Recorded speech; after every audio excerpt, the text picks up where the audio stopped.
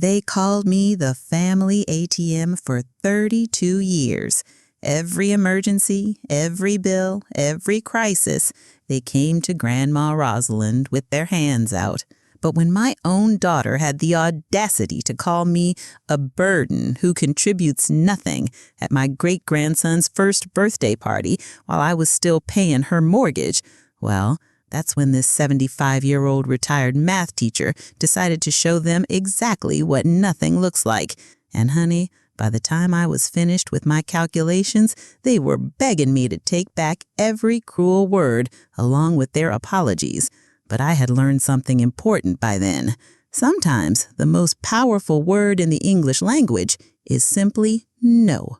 Before we begin, let me know in the comments what city you're watching from, and don't forget to rate this story from 0 to 10 at the end. I have a feeling you're going to want to share this one with every family member who's ever taken your kindness for weakness. My name is Rosalind Chen-Morrison, and I'm 75 years old. I taught high school mathematics for 38 years before retiring in 2016.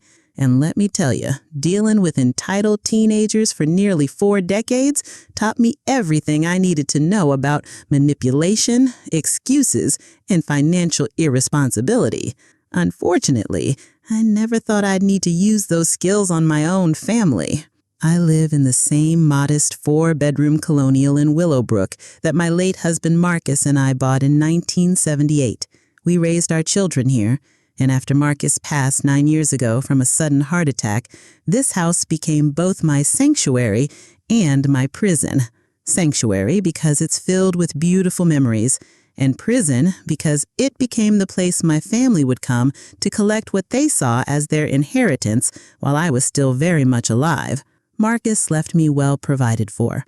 Between his life insurance, our combined retirement savings, my teacher's pension, and the house being paid off, I had more financial security than most widows my age. We'd been careful with money our entire marriage, lived below our means, and planned for the future. What we hadn't planned for was our generosity being weaponized against us by our own children. I have 2 children, Vivian, 53, who works as a real estate agent when she feels like it, and Harrison, 50, who has had more career changes than I've had hot dinners. Vivian has 3 children. Octavia, 28, Jasper, 25, and Cordelia, 22. Harrison has twin boys, Ezra and Atticus, who are 26. On paper, we're a close-knit family. In reality, I've been their personal lending institution for over 3 decades, and they've gotten so comfortable with my generosity that they forgot it was optional. But here's what they didn't know about their dear old grandmother. Math teachers don't just teach numbers, we live by them. And every loan, every emergency payment, every forgotten IOU has been carefully documented in ledgers that would make an accountant weep with joy. The road to my family's financial dependence on me didn't happen overnight. It started small, the way these things always do. When Vivian was 21 and fresh out of college, she needed help with her first apartment's security deposit. Just $800. She promised she'd pay me back within 3 months. That was 32 years ago, and I'm still waiting for that first repayment. Harrison's financial neediness began even earlier. At 19, he crashed his car and needed help buying a replacement so he could get to his job at the auto parts store. $1,200 seemed like a reasonable investment in his future independence. How naive I was to think independence was what we were building. Over the years, the requests multiplied and the amounts grew larger. Vivian needed help with her real estate licensing fees. Harrison required assistance when his various business ventures failed. Then came the grandchildren, and with them, a whole new category of expenses that somehow became my responsibility. College tuition, wedding deposits, medical bills, car payments, house down payments, you name it, and I've probably funded it at some point. I told myself I was being a good mother and grandmother, investing in my family's future and happiness. Marcus used to gently suggest that maybe we were being too generous, but I'd remind him that we were blessed to be in a position to help. And wasn't that what family was for? After Marcus died, the requests became more frequent and more urgent. Suddenly, every family member seemed to have a crisis that only my checkbook could solve. Looking back now, I realize they saw his death as an opportunity rather than a tragedy, one less person standing between them and what they considered their rightful inheritance. The pattern was always the same. They'd call with genuine-sounding distress, explain their dire situation, and promise this would be the last time they'd need to ask for help. They'd get emotional, sometimes crying, always expressing gratitude for having such a wonderful, generous mother and grandmother. The money would be transferred within 24 hours, and then silence until the next crisis emerged. I kept detailed records because that's what math teachers do. Every loan was documented with the date, amount, purpose, and repayment terms. I had files organized by family member, spreadsheets tracking balances, and even copies of text messages and emails where they had promised to pay me back. At first, I kept these records with the genuine expectation that they'd want to know their outstanding balances so they could make payments. Eventually, I kept them because something deep in my teacher's instincts told me I might need evidence someday. The breaking point came 3 months ago at little Jasper's first birthday party. Yes, my grandson, Jasper, Vivian's middle child, had just had his first son, making me a great-grandmother at 75. The party was held at Vivian's house, the same house I'd helped her buy with a $45,000 down payment loan 7 years ago. The whole family was there, about 20 people, including cousins, in-laws, and family friends. Everyone was cooing over baby Zephyr. Yes, that's really the name they chose. And the conversation naturally turned to how expensive children are these days. Vivian was holding court, explaining to everyone how challenging it is to manage finances with a family, how everything costs so much more than it used to. "Thank goodness for Grandma Rosalind," Octavia said, bouncing the baby on her knee. "She's always been our family's safety net." I felt a warm glow of appreciation, thinking, finally, someone was acknowledging my contributions. But then Harrison jumped in with his usual thoughtless commentary. "Safety net is right," he said with a laugh. "Mom's like our personal ATM. Just push the right buttons and out comes the cash." Everyone laughed, including some of the friends who didn't know our family dynamics. I felt my face flush, but I tried to join in the laughter. They were just joking around, right? But Vivian wasn't done. "Seriously, though, it's not like she needs the money for anything important. What's she going to spend it on at her age? At least this way it stays in the family and actually gets used for something worthwhile." The conversation continued around me as if I wasn't even there. Cordelia chimed in about how lucky they were to have a grandmother who didn't waste her money on old people stuff like cruises or expensive medications. Ezra mentioned how his friends were all stressed about student loans while he graduated debt-free thanks to Grandma's generosity. But the comment that shattered something inside my chest came from Atticus, Harrison's other twin. He was talking to one of Jasper's friends, a young man I'd never met before. "Yeah, my grandmother lives alone in this big house she doesn't need, sitting on all this money she can't take with her anyway. At least she's finally figured out how to be useful to the family instead of just being a burden who contributes nothing." The room suddenly felt too small, too hot, too loud. I excused myself to the bathroom and sat on the closed toilet lid, staring at my reflection in the vanity mirror. When had I become invisible in my own family? When had my worth been reduced to the size of my bank account? I thought about Marcus and how he used to call me his brilliant, beautiful mathematician. He saw me as a whole person, a woman who had shaped young minds for nearly 40 decades, who had raised 2 children, who had been a partner in building a life and a legacy. When had I stopped being Rosalind the person and become just Rosalind the ATM? I pulled out my phone and opened my banking app. The numbers stared back at me, cold and undeniable. In the past 5 years alone, since Marcus's death, I had given my family over $180,000. Not loans, gifts, because none of them had ever made a single repayment despite their promises. As I sat there in that bathroom, listening to my family laugh and celebrate in the next room. I made a decision that would change everything. I was going to find out exactly how much my usefulness had cost me over the years, and then I was going to teach them all a mathematics lesson they'd never forget. But first, I needed to get through the rest of this party without letting on that anything had changed. Little did they know, their personal ATM was about to go permanently out of service. I returned to the party with a smile on my face and participated in the rest of the celebration as if nothing had happened. I admired baby Zephyr, complimented Vivian on the decorations, and even helped clean up afterward like the good grandmother I'd always been. But inside, something fundamental had shifted. That night, I couldn't sleep. I kept replaying Atticus's words, finally figured out how to be useful instead of just being a burden who contributes nothing. A burden? After 32 years of financial support, after helping every single one of them through their various crises, after sacrificing my own financial security and comfort to ensure their success, I was seen as a burden whose only value was monetary? I got up at 2 a.m. and went to my home office, the spare bedroom where I'd kept my teaching materials, and, more importantly, all my family financial records. I pulled out every file folder, every ledger, every spreadsheet I'd maintained over the decades. If they wanted to reduce our relationship to dollars and cents, then my God, I was going to show them exactly what those numbers look like.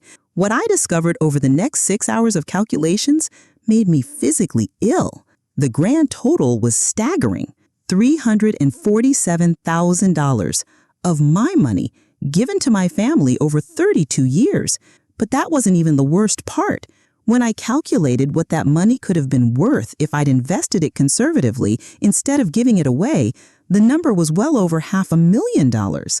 I had literally given away my financial independence to a family that saw me nothing more than a convenient source of funding.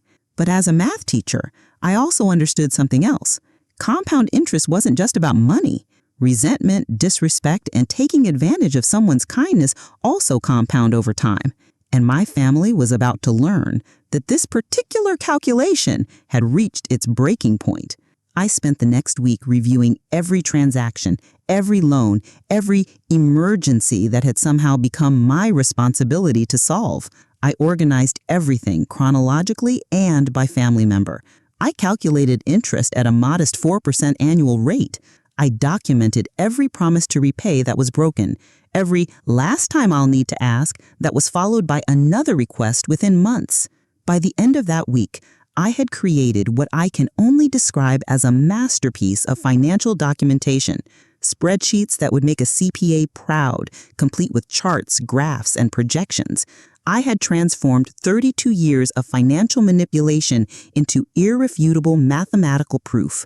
But the numbers were only part of my revelation. The real awakening was understanding that my family had gradually trained me to believe that my only value lay in my ability to solve their problems with money. They had systematically eroded my sense of self-worth until I genuinely believed that being useful financially was the only way to ensure their love and presence in my life. Marcus and I had worked for 40 years to build financial security. Not so we could live lavishly, but so we could have peace of mind and independence in our later years. Instead, I had allowed myself to become a financial hostage to my own children and grandchildren. The final straw came exactly 1 week after the birthday party. Vivian called me on a Tuesday evening, her voice filled with the familiar tone of manufactured crisis. "Mom, I'm so sorry to call you with this, but we have a real emergency. The roof needs immediate repairs. There's a leak that's already causing water damage to the upstairs bedrooms. The contractor says it can't wait, and we need $8,000 right away or the damage is going to get so much worse." I listened to her explanation, which was delivered with the same practiced urgency I had heard hundreds of times before. She went on to explain how they'd already spent their emergency fund on Zephyr's unexpected medical bills, which I later learned was actually a family vacation to Hawaii, and how they just needed this one favor to get them through. I know we still owe you money from the down payment loan, but we'll add this to our repayment plan and start making payments next month when Harrison's new job kicks in," she continued. "You know we're good for it, Mom." That phrase, "you know we're good for it," echoed in my head. No, actually, I didn't know they were good for it. I knew the exact opposite. I had 32 years of evidence proving they were definitely not good for it. "Let me think about it and get back to you," I told her. Think about it? The surprise in her voice was genuine. I had never, not once in 3 decades, asked for time to think about their requests. I had always responded with immediate sympathy and rapid financial relief. "Yes, Vivian, I need to think about it. I'll call you back tomorrow." After I hung up, I sat in my kitchen staring at the phone for a long time. This was it, the moment of truth. I could continue being their ATM, or I could finally stand up for myself and demand the respect I deserved. That's when I decided they had messed with the wrong grandmother. The night after Vivian's roofing emergency, I did something I hadn't done since Marcus died.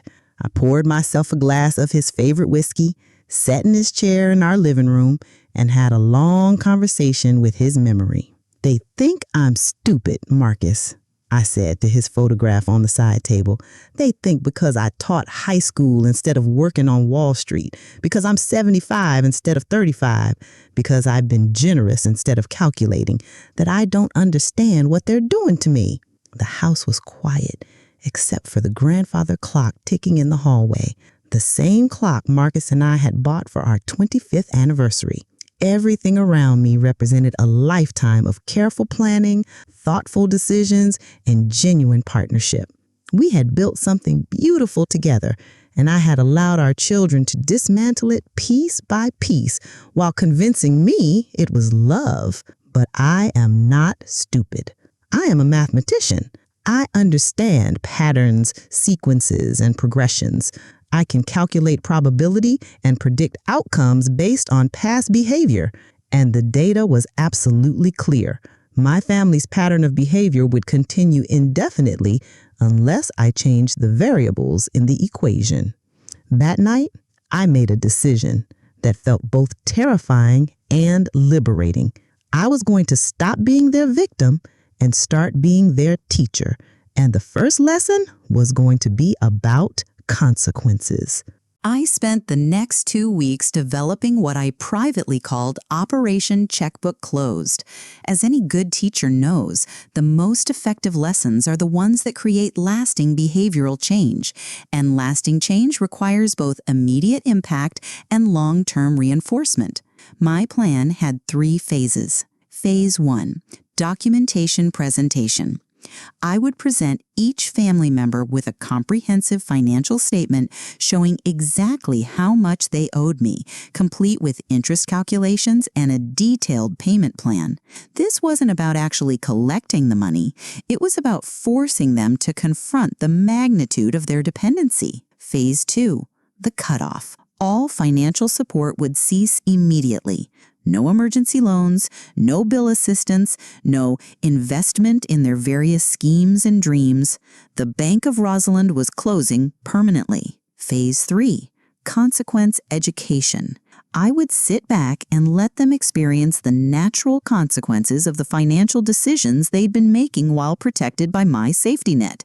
Sometimes the best teacher is reality itself. But I knew that simply cutting them off would be dismissed as a temporary mood or a senior moment. They needed to understand that this was a permanent change based on rational analysis, not emotional reaction. They needed to see the evidence of their own behavior presented in a way that couldn't be argued with or dismissed. I spent hours crafting individual financial statements for each family member. Vivian's statement was 18 pages long and detailed every loan, gift, and unpaid balance going back to that first apartment deposit in 1992. Harrison's was even longer, thanks to his multiple failed business ventures that I'd funded. For the grandchildren, I created simplified versions focusing on major items like college tuition, car purchases, and wedding expenses. Even these These simplified statements were eye-opening. Octavia alone owed me $47,000, primarily for her graduate school tuition and her wedding. I also prepared a comprehensive family financial impact report. This document showed not just individual balances, but the cumulative effect of my generosity on my own financial security. I calculated what my retirement savings could have been, what kind of lifestyle I could have afforded, and most importantly, what kind of legacy I could have left if I hadn't spent 32 years funding everyone else's dreams. The numbers were staggering, even to me. Without the constant drain of family loans, I could have traveled extensively, could have lived in a luxury retirement community, could have donated significantly to educational charities, or could have left a substantial inheritance. Instead, I had essentially pre-spent their inheritance on them while receiving nothing but criticism and disrespect in return. But the most important document I prepared was a letter. Not an angry rant, but a calm, mathematical proof of how they had treated me. I wrote it as if I were grading a particularly disappointing assignment, because that's essentially what their behavior had been, a 32-year-long assignment in family relationships, and they were all failing. I decided to start with Vivian's roofing crisis, since it was the catalyst for my awakening. I called her back exactly 48 hours after her initial request, which I knew would already have her anxious, since I'd never made her wait for an answer before. "Hi, sweetheart," I said in my usual grandmother voice. "I've been thinking about your roofing situation, and I'd like to come over this evening to discuss it in person. Are you free around 7 p.m.? "Oh, thank God, Mom. Yes, we're free. Harrison and the kids will be here too. We're having dinner together. You can just bring the check and we'll get this nightmare sorted out." "Actually, I won't be bringing a check. I'll be bringing some paperwork I'd like you all to review. It's important that we're all on the same page about our family's financial arrangements going forward." There was a pause. "Paperwork?" "Yes, dear. Nothing to worry about. I'll see you at 7. I spent that afternoon preparing my presentation materials. I printed everything on high-quality paper and organized it in professional folders. I even created a simple PowerPoint presentation on my laptop, something I'd learned to do for parent-teacher conferences years ago. When I arrived at Vivian's house at exactly 7 p.m., the entire family was indeed there, just as she'd said. They were finishing dinner, and there was an extra place set for me with obvious expectation that this would be a quick visit ending with a signed check. "Hi, Grandma," Octavia said, giving me a hug. "Mom told us about the roof situation. That's so stressful, but thank goodness you can help out." "Well, that's actually what I want to discuss with everyone," I said, pulling my laptop bag and folder case from my car. "I think it's time we had a family meeting about financial matters." I saw Vivian and Harrison exchange a look. Family meetings weren't usually my style. I'd always been more of a quiet problem solver than a confrontational discusser. I set up my laptop on their dining room table and arranged the folders in front of each person's place. "Before we talk about the roof, I think everyone should understand the full scope of our family's financial relationship going forward. Mom, this seems a bit dramatic for a simple loan," Harrison said with a nervous laugh. "Does it?" I asked, opening my laptop and connecting it to their TV using the HDMI cable I had brought. The first slide appeared on their television screen. The Morrison Family Financial Review, a 32-year analysis. I watched their faces change as they realized this wasn't going to be a typical grandmother visit. "Over the past 30 decades," I began in my teacher voice, "I have provided financial assistance to this family totaling $347,000. Tonight, we're going to review these expenditures in detail, discuss repayment plans, and establish new policies for future financial interactions." The room was completely silent except for the baby making soft cooing sounds in his high chair. I clicked to the next slide, individual account balances. Vivian's name appeared first, followed by a number that made her gasp audibly, $127,000.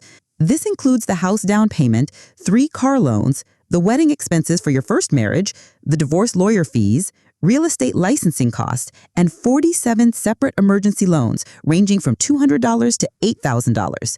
Harrison was staring at the screen where his name had just appeared next to an even larger number, $156,000. Your balance includes funding for 6 different business ventures, truck payments, the motorcycle loan, child support assistance during your custody battle, and 52 emergency loans, including 3 separate occasions where you needed help making rent. I continued through each family member's balance. The grandchildren's numbers were smaller, but still substantial, ranging from $12,000 to $47,000 each. The grand total, I said, clicking to the summary slide, is $347,000. At a conservative 4% annual interest rate, the current value of these outstanding loans would be $428,000. Ezra was the first to speak. Grandma, we had no idea it was this much. Of course you didn't, because I never presented you with statements, never charged interest, and never enforced repayment terms. But that doesn't change the mathematics of the situation. I clicked to the next slide. Comparative analysis. If I had invested this money instead of lending it to family, my current net worth would be approximately $680,000 higher than it is today. This represents the difference between comfortable retirement and true financial independence. Vivian finally found her voice. Mom, you're making this sound like we took advantage of you. We're family. We help each other. You're absolutely right, Vivian. We should help each other. So let's talk about how much help you've provided to me over the past 32 years. I clicked to the next slide. Reciprocal financial assistance provided to Rosalind Morrison. The slide was blank. This slide represents the financial assistance I have received from family members during the same time period. As you can see, it requires very little explanation. The silence in the room was deafening. Little Zephyr chose that moment to start fussing, and the sound seemed unnaturally loud. Now, I continued, let's address Vivian's current roofing emergency. I've done some research on roofing contractors in your area, and I've discovered some interesting information. I clicked to a slide titled Roofing Emergency Investigation. I called 3 contractors yesterday for quotes on roof repairs for a house your size. The average cost for emergency leak repair is between $1,200 and $2,500. For $8,000, you could replace half your roof. Vivian's face had gone pale. Mom, I don't understand what you're implying. I'm not implying anything, dear. I'm stating facts. Either your contractor is significantly overcharging you, or your emergency is significantly larger than you initially described. In either case, it seems like something that should be handled through proper channels, insurance, multiple contractor bids, and, if necessary, a legitimate home equity loan from your bank. I closed my laptop and looked around the table at my family. Which brings us to the primary purpose of tonight's meeting.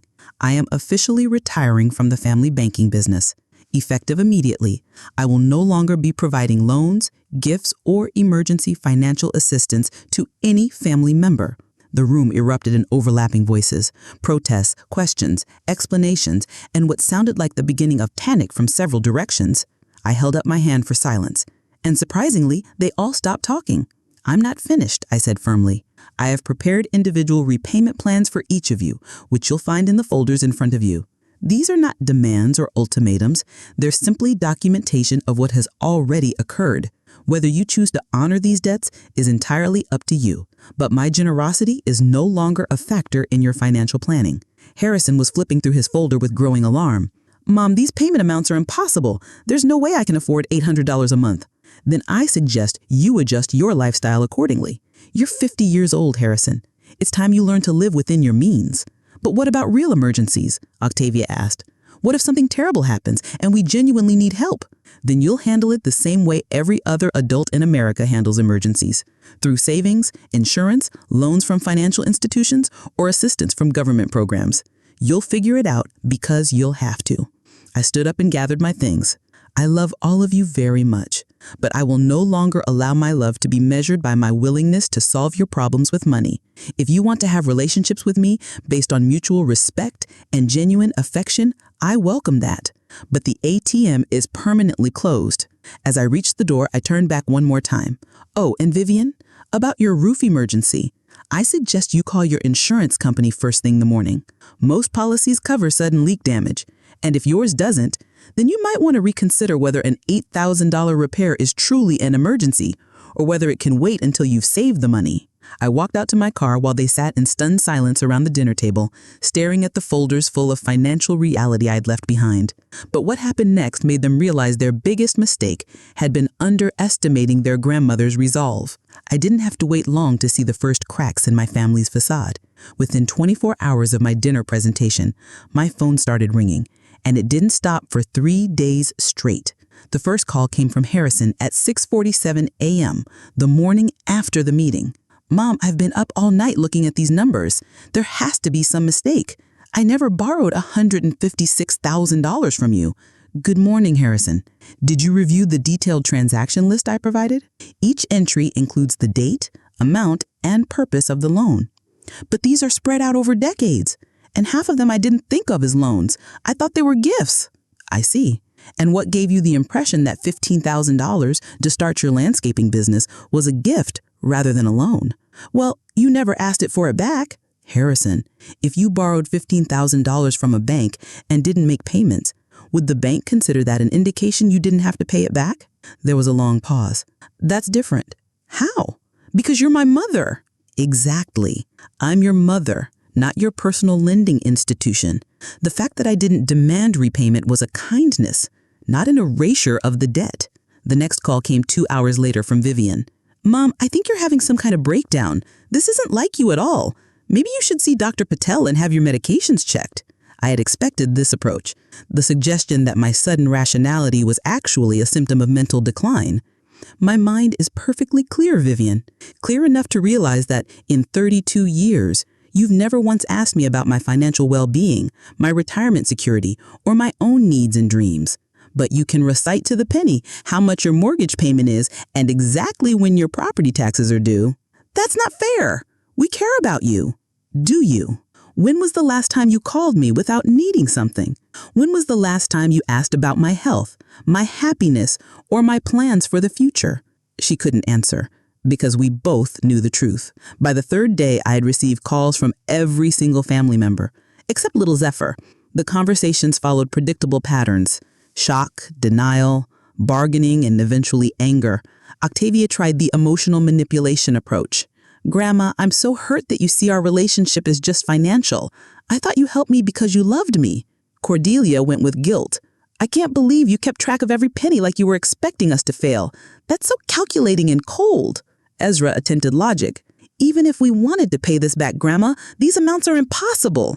You're basically asking us to go bankrupt. Atticus, the one whose comment had started this whole revelation, tried dismissal. This is ridiculous. Nobody keeps records like this for family help. You're turning love into a business transaction. But it was my conversation with Jasper, Vivian's middle child and the father of baby Zephyr, that really showed me how deep the entitlement ran. Grandma, I don't understand why you're doing this. The party was just family having fun. Nobody meant anything serious by those comments. Jasper, do you remember what your brother said about me? You mean Atticus? About you finally being useful instead of a burden? Grandma, he was just joking around. I see. So calling your grandmother a burden who contributes nothing is acceptable as long as it's framed as a joke. Well, when you put it that way, but Grandma, you know we don't really think of you that way. Actually, Jasper, I think that's exactly how you think of me. And that's exactly how you've treated me for years. The only difference is that now you're being honest about it. The real fireworks started on day 4, when Vivian showed up at my house uninvited, accompanied by Harrison and Octavia. They rang my doorbell at 8:30 p.m., clearly hoping to catch me off guard and vulnerable. I opened the door to find 3 very determined faces staring back at me. "We need to talk, Mom," Vivian announced, pushing past me into my living room. "This has gone far enough." "You're welcome to come in," I said dryly, closing the door behind them. They arranged themselves on my sofa like an intervention committee, with Vivian clearly designated as the spokesperson. "Mom, we've been talking as a family, and we think you're having some kind of emotional crisis. Grief can manifest in strange ways, and maybe losing Dad has affected you more than we realized." I sat down in Marcus's chair and looked at the 3 of them calmly. "What exactly do you think grief has to do with mathematics? You're obsessing over money in a way that's completely unlike you. The mother we know would never nickel and dime her own family like this. The mother you know enabled your financial irresponsibility for 32 years and allowed you to treat her like an ATM. Perhaps it's time you got to know the real me." Octavia leaned forward with tears in her eyes. "Grandma, we love you so much. We don't want money to come between us. Can't we just forget about all these numbers and go back to being a normal family?" "What you call normal, Octavia, is a pattern of financial abuse that has cost me my retirement security and my self-respect. What you call love is actually dependence disguised as affection." Vivian's composure finally cracked. Financial abuse? Mom, you're being absolutely ridiculous. We never forced you to give us money. You offered. You insisted. Half the time we didn't even ask. You're right, I said calmly. I did offer, and I did insist, because I thought that's what love looked like. I thought that being useful to you financially was the only way to ensure you'd want me in your lives. But last week at the party, I realized something important. I stood up and walked to my mantelpiece, where I kept a photo of Marcus and me from our 40th anniversary. Your grandfather and I were married for 46 years, and not once in that entire time did he ever measure my value by what I could do for him financially. He loved me for who I was, not what I could provide. And I realized that I have spent 32 years accepting treatment from my own children that I would never have tolerated from anyone else. Harrison was shaking his head. Mom, that's not the same thing at all. We're family. Family helps each other. You're absolutely right, Harrison. Family does help each other. So tell me, in what ways have you helped me over the past decade? The question hung in the air like a challenge.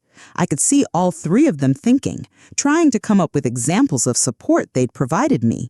We visit you, Vivian said finally, when you need something. When was the last time any of you visited just to spend time with me? When was the last time you called to ask how I was feeling or what I'd been doing? We invited you to all the family events, Octavia offered, where I was expected to bring gifts and help pay for everything while listening to comments about how I have nothing better to spend my money on. The room fell silent. They were finally beginning to understand that their grandmother wasn't having a breakdown. She was having a breakthrough. Here's what's going to happen, I continued, settling back into Marcus's chair. I am going to spend the rest of my life living for myself. I'm going to travel to places I've always wanted to see. I'm going to donate money to causes I care about. I'm going to spoil myself in all the ways I've been spoiling you for 30 decades. Vivian stood up abruptly. So that's it? You're just cutting us off completely after everything we've been through as a family? I'm not cutting you off, Vivian. I'm cutting off my wallet. There's a difference, assuming you're interested in having a relationship with me that isn't based on financial transactions. But what about real emergencies? Harrison pressed. What if someone gets sick or loses their job or... Then you'll handle it the way adults handle emergencies. You'll use your savings, your insurance, your credit, or you'll ask your bank for a loan. You know, all those financial tools that exist for people who aren't fortunate enough to have a grandmother they can manipulate. Octavia was crying now. This is so harsh, Grandma. I never thought of you as someone who would hold money over our heads like this. I felt a flicker of my old guilt, the familiar urge to comfort her and take everything I'd said.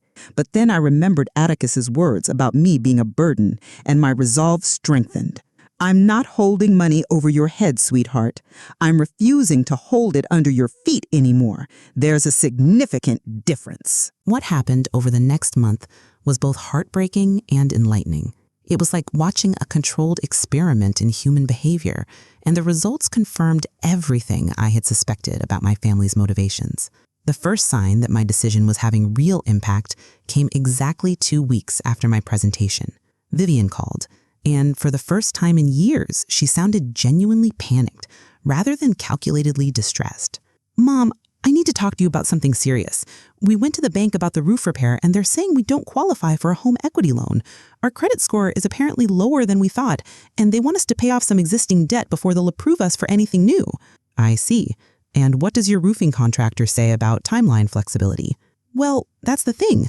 When I told him we needed a few weeks to arrange financing, he said the repair could actually wait until spring if we put a tarp over the damaged area. Apparently, it's not as urgent as he originally made it sound. I bit my tongue to keep from saying, I told you so. I also called our insurance company like you suggested, and they're covering about 60% of the repair cost. So we really only need $3,200, not $8,000. That's wonderful news, Vivian. I'm glad you were able to find a solution. There was a long pause. Mom, I know you said you're not helping financially anymore, but this really is different. We've never asked you to help us deal with insurance or contractor issues before. We tried to handle it ourselves first. And there it was. The first genuine attempt to solve a problem independently, followed immediately by a request to fall back on the old pattern when independence proved challenging. Vivian, what you've just described isn't different at all. You've discovered that $3,200 is a manageable amount if you save for a few months, and you've learned that contractors sometimes inflate urgency to pressure customers. These are valuable life lessons that you wouldn't have learned if I'd simply written you a check. The second major consequence emerged 3 weeks later when Harrison called with news that genuinely shocked me. "Mom, I wanted to let you know that I got a real job with benefits and everything." "That's wonderful, Harrison. What kind of work?" "It's with a landscaping company, not starting my own business this time, just working for someone else. The pay is decent, and they're going to train me in hardscaping and irrigation systems. I'll actually be learning marketable skills instead of just trying to wing it as an entrepreneur. I'm proud of you for taking this step. The thing is, I probably wouldn't have looked for steady employment if I'd known I could still count on you for backup. I've been coasting for years, knowing that if my latest business idea didn't work out, I could always ask you to cover my expenses until I figured out the next thing." This admission was both vindicating and heartbreaking. My son was essentially telling me that my generosity had been enabling his irresponsibility for decades. "Harrison, you're 50 years old and you're just now learning to support yourself consistently. Don't you think that's a problem?" "Yeah, Mom, I do. And I think I'm finally ready to admit that the problem was partly me taking advantage of your kindness." It was the first genuine apology I'd received from any of them. Once Harrison took a steady job and Vivian learned to navigate insurance claims and contractor negotiations, the other family members started facing their own reckonings. Octavia called 6 weeks after my presentation with an update that revealed just how deep their financial mismanagement ran. "Grandma, I've been going through my finances trying to figure out how I could possibly pay you back, and I discovered something really disturbing. I've been living paycheck to paycheck for 3 years, but I make $68,000 a year. I should have been able to save money, but somehow I never had any left over." "Have you figured out where your money was going?" "Restaurants, mostly, and shopping.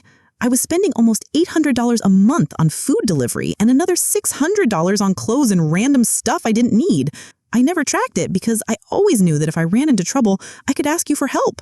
"And now?" "Now I'm learning to cook and I've put myself on a strict budget. It's actually kind of nice cooking at home and saving money. I feel more responsible, I guess." Similar conversations followed with the other grandchildren. Ezra discovered he'd been paying for premium subscriptions to services he never used, simply because he'd never bothered to review his expenses. Atticus realized he'd been leasing a car that was far more expensive than he could actually afford.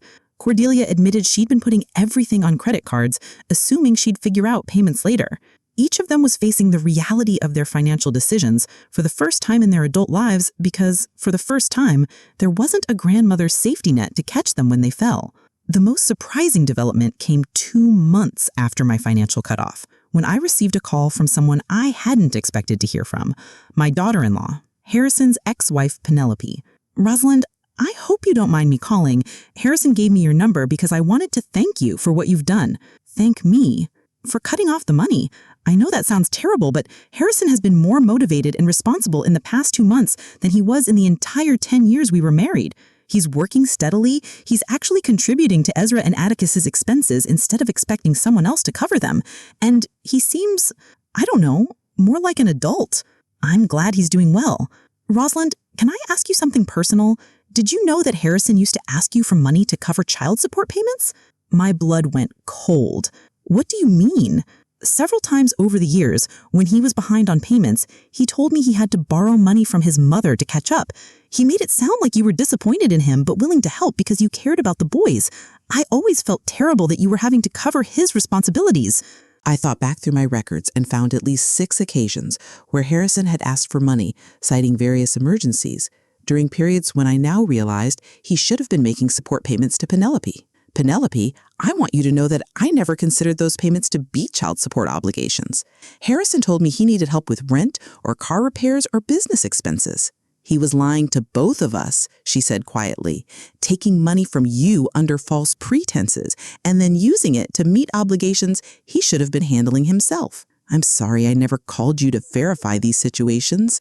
I should have realized something was wrong when the payments were always exactly the right amount and always came right after I'd threatened legal action." This conversation revealed a level of manipulation that went beyond simple financial dependency. Harrison had been actively deceiving both his mother and his ex-wife, playing us against each other to avoid taking responsibility for his own obligations. 3 months after my presentation, I received the phone call that proved my strategy was working exactly as I'd intended.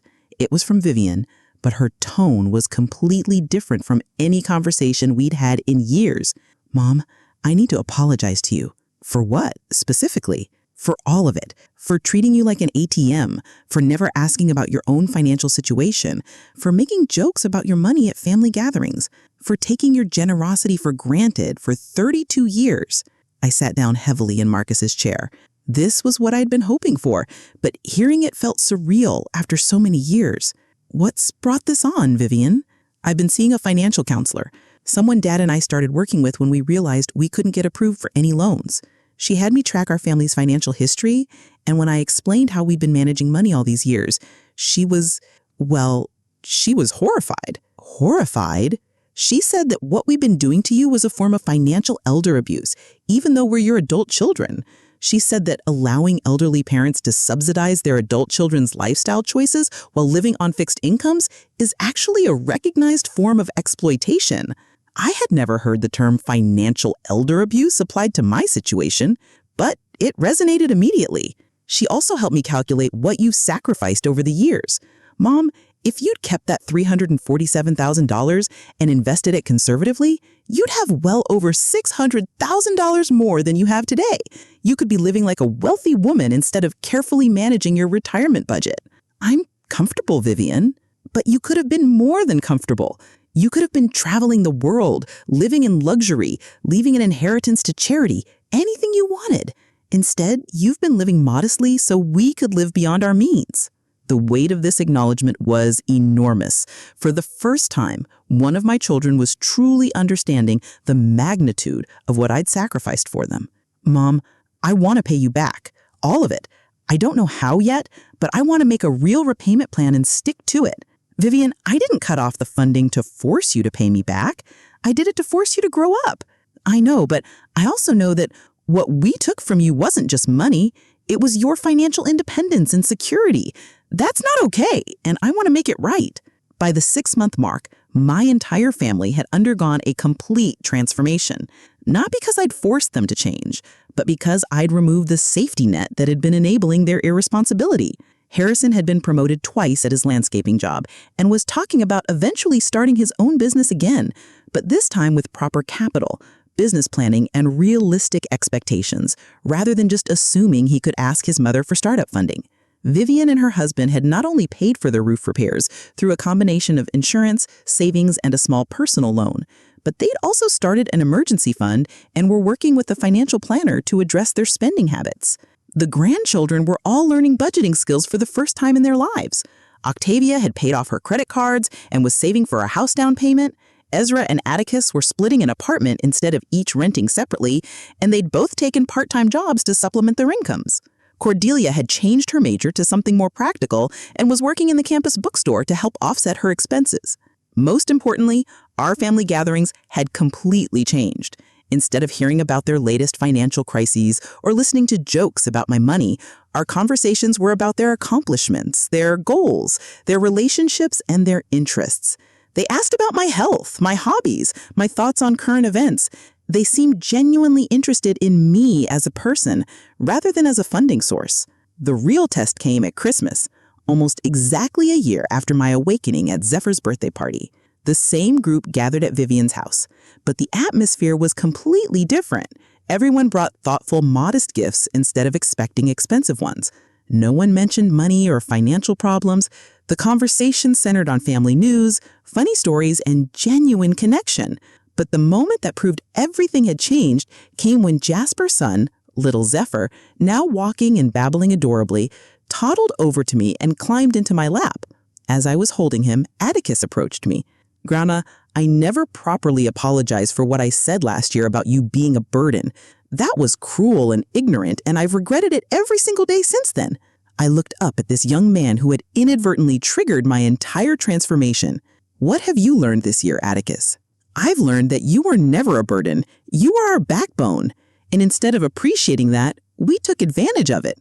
I'm sorry it took cutting us off for us to realize how much you'd been sacrificing for our sake." He paused, then added, "I've also learned that I'm actually capable of supporting myself and making good financial decisions.